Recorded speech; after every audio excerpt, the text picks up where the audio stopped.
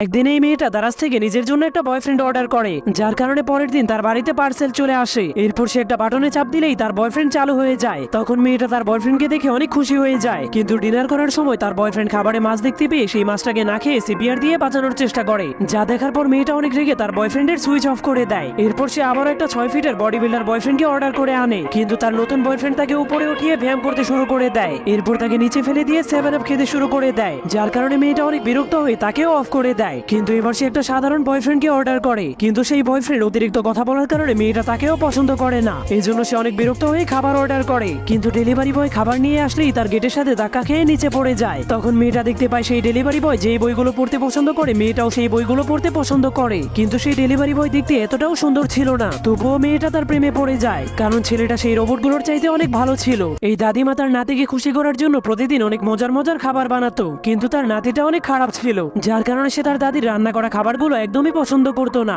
সে প্রতিদিন তার দাদির রান্না করা খাবারগুলো দেয়ালের উপরে ফেলে দিত। তার দাদি এত কষ্ট করে রান্না করার পরেও সে তার দাদির রান্না করা কিছুই খেত না। কিন্তু একদিন সে দেখতে পায় তার দাদি ঘরে নেই, যার কারণে সে তার দাদিকে সব জায়গায় খোঁজার পরেও কোথাও খুঁজে পায় না। তখন সে অনেক ভয় পেয়ে খাটের নিচে লুকিয়ে পড়ে। তখন সে তার দাদিকে অনেক মিস করতে শুরু করে। এরপর সে আশেপাশে তাকিয়ে দেখতে পায় ফ্রিজ থেকে অনেক ভয়ঙ্কর একটা আওয়াজ আসছে, আর বাইরে অনেক জোরে জোরে বাতাস হচ্ছিল। এরপর সে দেয়ালে লাগানো সেই দাগটাকে পরিষ্কার করার জন্য পানি আনতে চলে যায়, কিন্তু কল থেকে পানি আসছিল না, যার কারণে তার মনে হয় সেই কলের ভিতরে একটা ড্রাগন বাস করে। ড্রাগনটা এখনই তাকে খেয়ে ফেলবে। ঠিক তখনই দরজার ঘন্টা বাজলে সে আরো বেশি ভয় পেয়ে যায়। তখন তার মনে হয় দরজার পিছনে একটা রাক্ষস দাঁড়িয়ে আছে, কিন্তু সে সাহস করে একটা ঝাড়ু নিয়ে সেই রাক্ষসের সাথে লড়াই করার জন্য প্রস্তুত হয়ে যায়। কিন্তু দরজা খোলার পর সে দেখতে পায় সেখানে তার দাদি ছিল। তার দাদি তার জন্য বাজার থেকে অনেক মজার মজার খাবার কিনে এনেছে। তখন সে নিজের ভুল বুঝতে পেরে ঘরের সবকিছু পরিষ্কার করে দেয়।